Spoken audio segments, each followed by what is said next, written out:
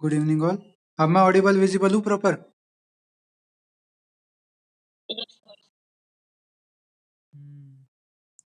ठीक है, तो मैं बता रहा था आपको कि आपका पेपर फर्स्ट ऑलमोस्ट कंप्लीट है। उसमें आपके कुछ 10-12 एक योग बचे हैं, वो अपन लास्ट में करेंगे। ठीक है।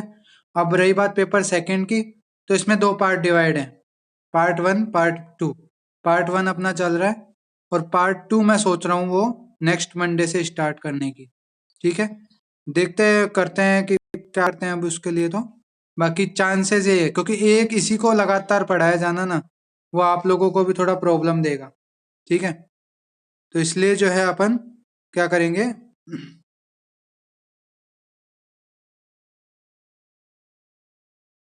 पार्ट टू भी एक साथ स्टार्ट कर देंगे। जैसे सुबह के टाइम में पार्ट टू की क्लास ले लिया करूंगा। पार्ट टू थोड़ा इजी पड़ेगा, जल्दी याद होगा। क्यों? क्योंकि पहली तो इसमें पथ्य कल्पनाएं हैं। पथ्य कल्पनाएं क्या है? यूष, पेया, विलेपी, अन्न कल्पना, ठीक है, मांसरस, ये सब चीजें हैं।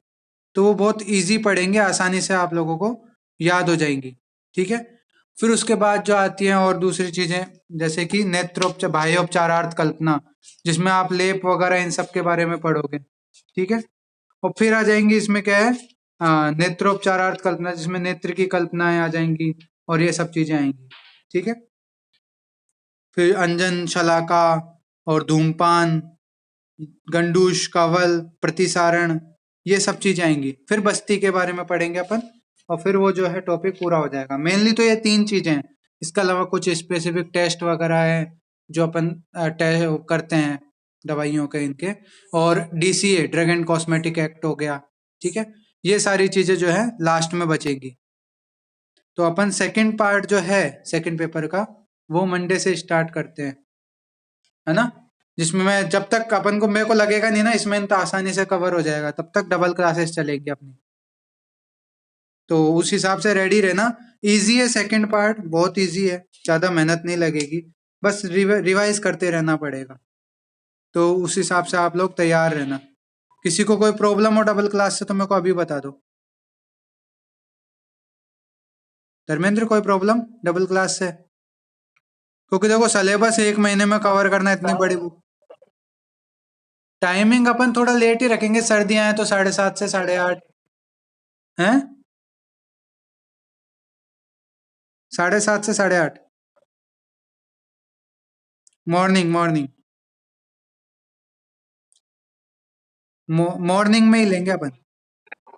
हाँ, क्योंकि क्या है, फिर कोर्स कवर नहीं होगा, बहुत बड़ा है। और आरयू वालों में किसी को दिक्कत? ठीक है, फिर तो दो क्लासेस अपन मंडे से कर लेते हैं। अपन कहाँ चल रहे थे पिछली बार? अर्क कल्पना करनी थी अपन को स्टार्ट। तो आज अपन अर्क कल्पना स्टार्ट करते हैं। अच्छा, लाक्षारस निर्माण की विधि बता दो मेरे को एक बार, किसी को भी याद हो तो। पढ़ा है कि नहीं साथ साथ? हाँ, तो बताओ।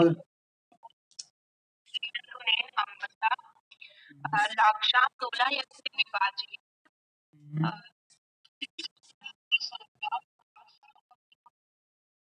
ठीक है, वेरी गुड। और बाकी और सारी याद कर ली?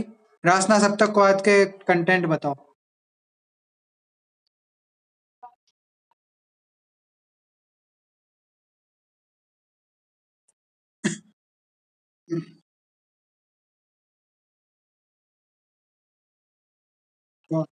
क्वाथा में शाम विपाचित कंटेंट याद है, बढ़िया है, कर लोगे फिर आगे।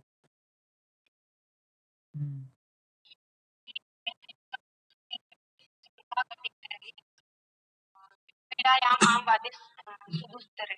अच्छा। और पुनर्नवास पुनर्नवाष्टक को आज के कंटेंट। हाँ बताओ धर्मेंद्र, बताओ। बता बता।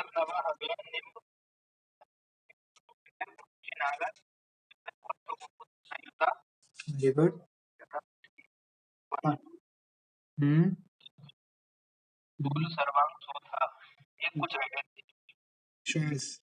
Very good. बहुत बढ़िया, बहुत बढ़िया। हम्म प्रमथ्या की परिभाषा बताओ सुरभि।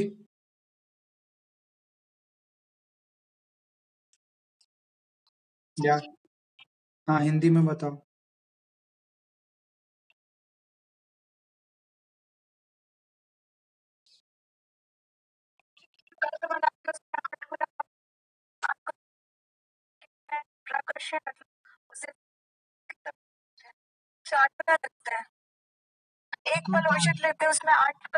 चार गुना नहीं रखते, 1/4, चतुर्थांश बोलते हैं उसको। हम्म ठीक है। श्लोक किसी को याद है इसका? बता दो।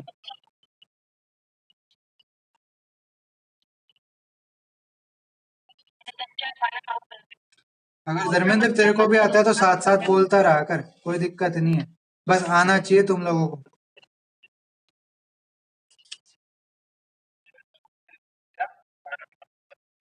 Very good.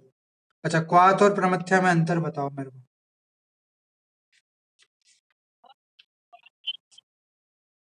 हाँ,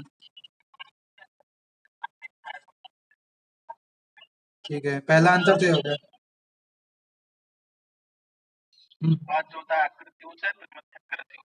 वेरी गुड।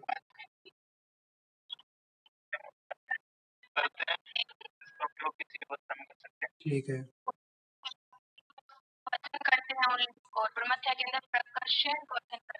Very good. प्रकर्षण मतलब विशेष रूप से क्वथन करते हैं। बहुत ज्यादा पकाते नहीं जाते, जैसे क्वाथ में बहुत ज्यादा अष्टमांशी शेष रख देते हैं ना पानी, वैसा नहीं करते। हाँ। ठीक है।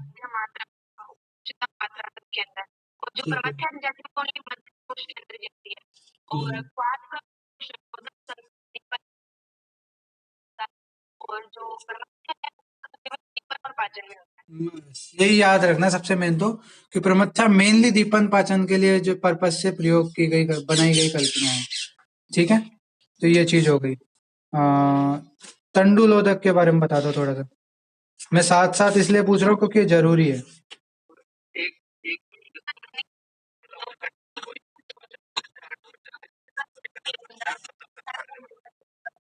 Very good।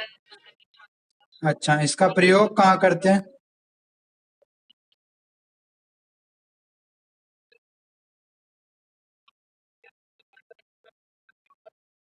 रक्त प्रसर मेनोरेजिया टाइप के जो डिजीज होते हैं ना, जिसमें ब्लीडिंग ज्यादा होती है, मेंस्ट्रुअल ब्लीडिंग। असरक दर पढ़ा है ना अभी तुमने? नेक्स्ट ईयर पढ़ोगे डिटेल में, चरक में भी और वैसे गायनी में भी। असरक दर होता है रजय प्रदीर्यते यस्मात् असरक दर उच्यते, मतलब जिसमें क्या होता है कि मेंस्ट्रुअल साइकिल के दौरान जो है ब्लीडिंग ज्यादा होती है, जिसको मेनोरेजिया, मेट्रोरेजिया, ये सब इसमें आती है कंडीशन, मॉडर्न की। ठीक है। हम्म अच्छा, अब मेरे को फांट की परिभाषा बताओ।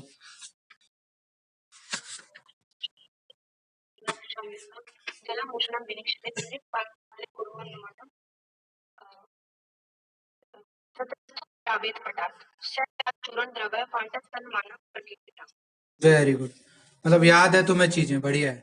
अब अपन आगे बढ़ते हैं, आज अर्क कल्पना पे पढ़ते हैं। ठीक है। अब अर्क कल्पना क्या है? जैसे अपन एसेंस वगैरह निकालते हैं ना, कुछ कुछ वैसी ही कल्पना आप मान सकते हो। क्या होता है, कुछ द्रव्य। हाँ बोलो।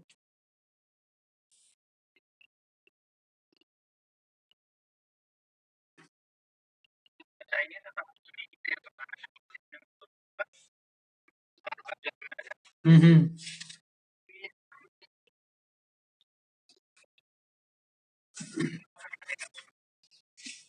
ऐसे कुछ सीन नहीं है इन जनरल, अपने जब देखते हैं ना, ज्यादातर तो देखो अपन बनाते हैं ना खुद से, तो जो जनरल नियम चलता है 16 गुना पानी और चतुर्थांश शेष रखने वाला, अष्टमांश शेष रखने वाला, वही फॉलो करते हैं, है ना। बाकी इन्होंने ये बताया जैसे कोई कठिन द्रव्य का निकालना हो या मृदु द्रव्य का निकालना हो, तो उस अकॉर्डिंग अपन को जो है उसको पकाना चाहिए।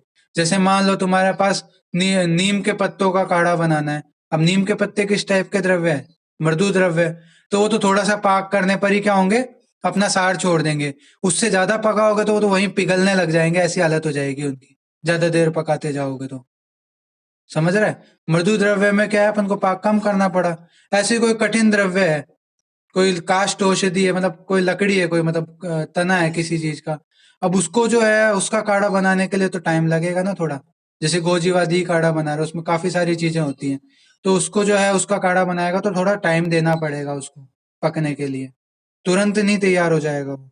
यहाँ पे यही मतलब है कहने का, कि जब सार बाग आपको लगे कि हाँ निकल चुका है इसका, जैसे कि उसका डिस्कलरेशन हो जाए, या फिर उसमें जो है कुछ आप ऊपर निकाल के देखो तो उसमें कुछ निकले नहीं, ठीक है, द्रव्य में, तो इसको अपन ये मान सकते हैं कंप्लीट कि हाँ भाई अब तैयार हो गया अपना काढ़ा। समझ गया?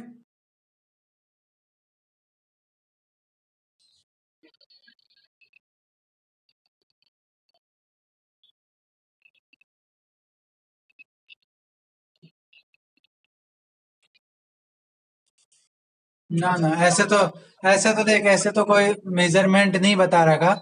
बस यही है कि अपन तो कैसे करते हैं घर में भी जब बनाते हैं, हाँ भाई 2 गिलास पानी लिया, उसमें 1 चम्मच 1.5 चम्मच अपन ने काढ़ा डाल दिया, फिर जब है ना आधा गिलास शेष रहता है, यानी चतुर्थांश के करीब अपन रखते हैं, तो आधा गिलास शेष रहता है तब अपन और निकाल के छान लेते हैं और फिर पी लेते हैं। जनरल तो अपन ये करते हैं। ऐसा कोई मेजरमेंट नहीं है कि हाँ भाई सार निकलता दिख रहा है। ऐसा सार कोई निकलता नहीं दिखता कि हाँ बस यहाँ से ये कास्ट हो गया, इससे सार निकलने लग गया, मतलब अपना तैयार हो गया काढ़ा। ऐसी कोई मेजरमेंट आचार्यों ने नहीं बता रखा। उन्होंने तो बस वही बता रखा है कि हाँ भाई अगर आप षोडशांश जल ले रहे हो तो उसमें चतुर्थांश शेष रखना है, अष्टमांश शेष रखना है। इस तरह से बता रखा उन्होंने। समझ गया?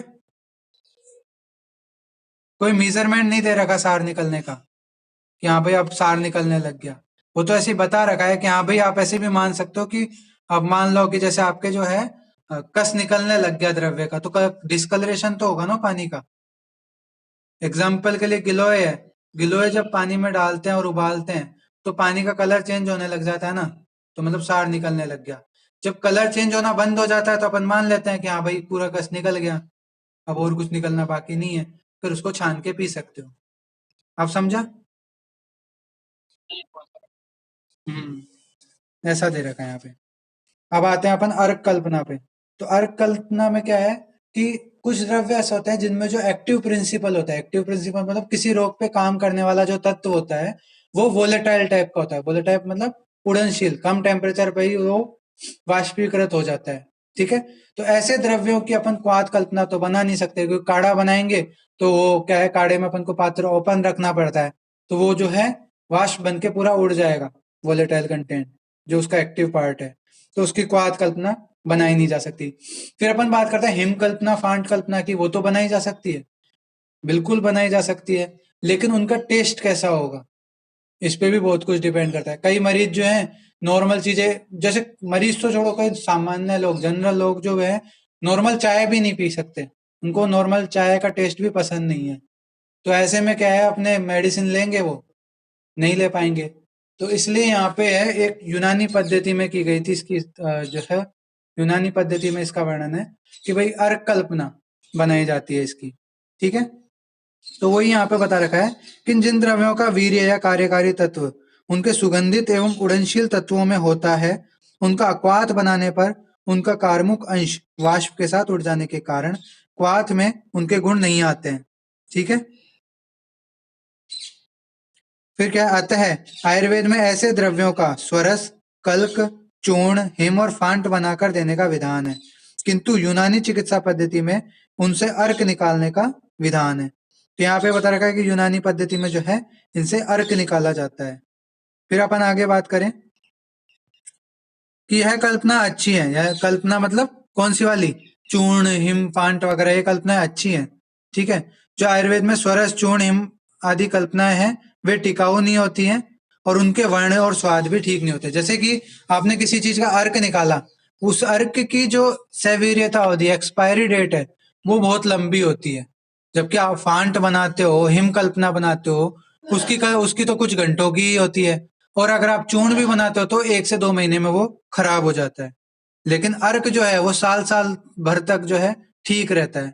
इसलिए यहाँ पे बता रखा है कि ये टिकाऊ नहीं होती हैं। जैसे कि स्वरस कल्क आदि कल्पनाएं हैं जो वो टिकाऊ नहीं होती और उनके वर्ण और स्वाद भी जो है ठीक नहीं होते। जबकि अर्क क्या होता है, ऑलमोस्ट कलरलेस कल्पना होती है। जैसे गुलाब जल आपने देखा होगा, एकदम कलरलेस होता है। सौंफ का पानी ऑलमोस्ट कलरलेस होता है। ठीक है, तो इसलिए यहाँ पे ये बता रखा है इन्होंने कि भाई जो आयुर्वेद वाली कल्पना है, बन तो सकती है कल्पना है वो कार्मुक अंश की, मतलब ऐसे वोलेटाइल द्रव्यों की, लेकिन वो ना तो स्वाद में जो ठीक होती है, ना कलर में ठीक लगती है। उसके अलावा वो ज्यादा टाइम तक टिक भी नहीं पाती है, मतलब उनकी एक्सपायरी डेट बहुत कम होती है, कुछ घंटों में ही एक्सपायर हो जाती है कुछ तो इस तरह से जो है अर्क कल्पना का निर्माण हुआ। अर्क क्या होती है, दीर्घ काल तक टिकाऊ होती है और उनका वर्ण और स्वाद भी जो है रुचिकर होता है। गुलाब, केवड़ा, वेदमुश्क आदि सुगंधित पुष्प वाले द्रव्यों ताकि तथा खस, सौंफ, चंदन, चंदन अर्क आता है। ठीक है, पुदीना, यवानी, अजमोदा, अनंतमूल, इन सुगंधित तेल द्रव्यों के भी अर्क बनाए जाते हैं। ठीक है, ये सब जनरल बातें हैं अर्क कल्पना की, आपको पता ही है सारी। फिर अर्क को डिस्टिल्ड वाटर या स्टरलाइज वाटर या एक्वा कहा जाता है। मेनली क्या होता है, वो डिस्टिल वाटर टाइप ही जो है कल्पना होती है। तो डिस्टिल वाटर आपने 11 12th में केमिस्ट्री लैब्स में इनमें बनाया होगा कि पानी को उबाल उबाल के और वो दूसरे पानी में, मैंने आपको एक फोटो भेजी थी डिस्टिल एपरेटस की, डिस्टिलेशन एपरेटस की। तो बिल्कुल वैसे ही है कि वो नीचे से अग्नि देते हैं, वो फ्लास्क में जो पानी है या वो द्रव्य है पानी सहित वो उबलता है थोड़ा, ठीक है, गर्म होता है धीरे धीरे।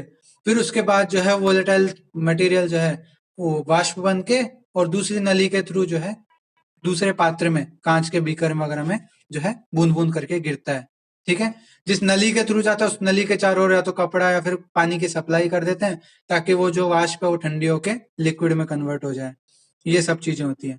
निर्माण विधि है, सेम विधि है। देखो, ताजे हरे सुगंधित द्रव्य को यवकूट कर अथवा शुष्क द्रव्य हो तो यवकूट चूर्ण करके 10 गुना जल में रात्रि भर भिगो के रख दें। सुबह अर्क यंत्र या बबका यंत्र, डिस्टिलेशन एपरेटस, जिसकी मैंने आपको फोटो ग्रुप में डाल दी, उसमें डालकर यंत्र के पात्रों की संधि को कपड़ मिट्टी द्वारा संधि बंधन कर दें। मतलब वही है, यहाँ पे अपने क्या होती है, कपड़ मिट्टी तो होती नहीं आजकल, तो यहाँ पे स्क्रू वगैरह इनके थ्रू जो है टाइट कर देते हैं आपस में, जितने भी जो है जॉइंट्स हैं उनको अच्छी प्रकार से पैक कर देते हैं। ठीक है, तो फिर उसके बाद बबका यंत्र को चूल्हे पर चढ़ा दें। आल वाल में भरे जल के गर्म हो जाने पर निकालकर शीतल जल भरते रहें। जो पानी की सप्लाई अपन ने नली वाली जो पड़ी थी उसमें क्या है, सप्लाई कंटिन्यू बदलते रहें। जैसे ही पानी गर्म हुआ उसको चेंज करके ठंडे पानी से बदल दें। ठीक है, फिर इसमें क्या है, औषध द्रव्य का सुगंधित तेल या उड़नशील कार्यकारी तत्व वाष्पीभूत होकर ऊपर उठता है और आलवाल में भरे हुए शीतल जल के कारण ठंडा होकर द्रवीभूत होता है। यहाँ पे अब वही है, वाष्पीभूत हुआ और दूसरी नली में चला गया। ठीक है, और वहां नली में जाने के बाद जो है ठंडे पानी के कारण वो द्रवीभूत हो गया, लिक्विफाई हो गया और फिर जो है बूंद बूंद करके दूसरे पात्र में या बीकर में इकट्ठा होने लग गया। ठीक है, तो इस प्रकार से जो है अर्क का निर्माण किया जाता है। ऐसे डिस्टिल वाटर का भी निर्माण होता है। तो वो सब आपने पहले से ही पढ़ते आ रहे हो ये तरीके तो। ठीक है, तो ये नॉर्मल चीजें हो गई। अब इसमें सावधानियां, सावधानियां क्या है, पात्र ताम्र निर्मित व अंदर से कलईदार होना चाहिए। यानी कि जो अपन पात्र इसके डिस्टिलेशन के लिए आजकल तो खैर कांच के यूज करने लग गए, लेकिन उसमें जैसे जॉइंट्स वगैरह हो गए, वहां पर क्या हो जाता है, तांबे का यूज करना चाहिए, क्योंकि तांबा क्या है, रिएक्शन नहीं करेगा। ठीक है, इसके साथ, द्रव्य के साथ, इसलिए यहाँ पे शायद इसने बताया है। फिर अर्क निकालते समय तीव्र अग्नि का प्रयोग न करें, कि ज्यादा हाई फ्लेम करोगे तो वो अर्क के साथ साथ क्या होगा, पानी भी वाष्प बन के जाएगा, तो फिर जो अपने फायदा नहीं होगा उसका। अपन को तो द्रव्य का अर्क निकालना है, पानी का थोड़ी ना। तो यहाँ पे क्या है कि अर्क निकालते वक्त जो है तीव्र अग्नि का प्रयोग नहीं करना चाहिए, मंद अग्नि पे ही पाक करना चाहिए। अर्क हेतु द्रव्य के साथ जितना जल डाला गया है उसका आधा या 3/4 भाग अर्क निकालना चाहिए। मान लो आपने 1 लीटर पानी डाल के और बना रहे हो, तो उसका आधा यानी आधा लीटर या 3/4 लीटर ही अपन को अर्क निकालना है। उसके बाद अगर आप निकालते जाओगे अर्क, तो वो स्मेल जो आएगी उस अर्क की, वो जली हुई सी आएगी, कि जैसे जल गया हो कोई द्रव्य, उसके अकॉर्डिंग। ठीक है, फिर अलग अलग प्रकार की अग्नियों के भेद बता रखे हैं अर्क निर्माण के लिए। कुछ ऐसे द्रव्य होते हैं जिसमें क्या होते हैं, अग्नि अग्नि नहीं देते, सिर्फ धूम देते हैं। जो स्मोक होता है वो भी गर्म होता है, तो उसकी गर्मी से, धूम से ही जो है और वाष्पशील द्रव्य उड़ता है, वाष्पीभूत होता है, तो वहां धूमाग्नि दी है। जो अत्यंत मृदु द्रव्य होते हैं, जिनके वोलेटाइल जो सब्सटेंस है, कार्यकारी तत्व है, उसकी जो वेपोराइजेशन पॉइंट है वो बहुत कम होता है, उन द्रव्यों के लिए धूमाग्नि का प्रयोग करते हैं। फिर दीपाग्नि, दीपाग्नि नाम से पता लग रहा है, दिए की लो पे जिसमें अपन बनाते हैं, ठीक है, वो। फिर मंदाग्नि, मंदाग्नि मतलब यहाँ पे गैस का जो है चूल्हा ही जलता है, लेकिन वो बिल्कुल डिम, एकदम मंदाग्नि पे होता है, बहुत कम होती है। दीप्ताग्नि से लगभग 4 गुनी अग्नि होती है उसमें। फिर मध्यमाग्नि, दीप्ताग्नि और मंदाग्नि के मध्य की अग्नि को जो है मध्यमाग्नि बोला है। खराग्नि, मध्यमाग्नि से 5 गुना अधिक अग्नि को खराग्नि बोला है। वैसे ये चीज आपको जो है एग्जाम में कभी पूछी नहीं गई है, बट क्योंकि अपन को सिलेबस में जो भी चीजें सारी कवर करनी है, इसलिए मैं यहाँ पे बता रहा हूँ। फिर जो है यहाँ पे लास्ट जो बची, वो बची भटाग्नि। भटाग्नि मतलब जो द्रव्य है उसको क्या है कि नेक तक, जैसे मान लो आपका ये फ्लास्क है, तो फ्लास्क में जो है नेक तक, जो यहाँ तक इस लेवल तक जो है फ्लेम आती है, और फिर उसके बाद जो है औषध द्रव्य का जो है अपन अर्क निकालते हैं, ठीक है। तो इस प्रकार से 6 प्रकार के अर्क निष्कासन हेतु अग्नियां बता रखी है। धूमाग्नि, दीपाग्नि, मंदाग्नि, मध्यमाग्नि, खराग्नि और भटाग्नि। तो ये सारी जो है अग्नियों के नाम आपको याद रखने हैं, बस। अब अपन एग्जाम्पल देखते हैं अर्क कल्पना के। तो पहला अर्क कल्पना का एग्जाम्पल है यवानी अर्क, ठीक है। तो यवानी अर्क निकालने के लिए क्या चाहिए होती है? यवानी चाहिए होती है 1 भाग, निषेकार्थ जल। निषेकार्थ जल मतलब, निषेकार्थ का मतलब होता है निकालने के लिए, निष्कासन करने के लिए, जो है 2 भाग जल, उड़ाने के लिए एक तरह से मान लो। और अर्क निर्माणार्थ जल 4 भाग। टोटल इसमें 1 भाग यवानी और 6 भाग अपन ने जल डाला है।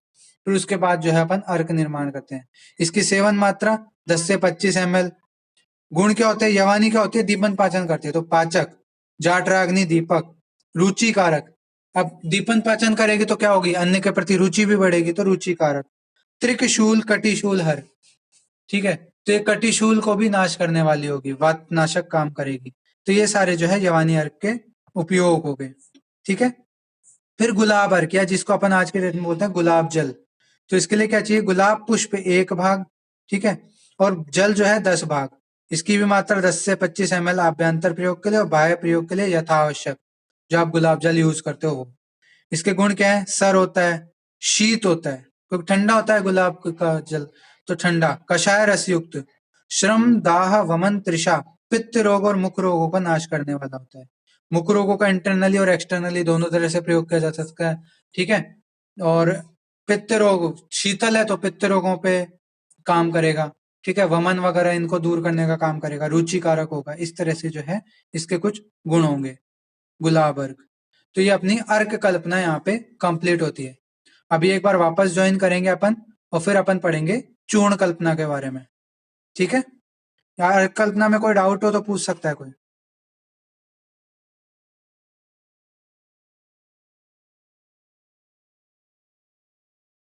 कोई डाउट नहीं है? अभी वापस ज्वाइन करते हैं और फिर चूर्ण कल्पना पढ़ते हैं, ठीक है।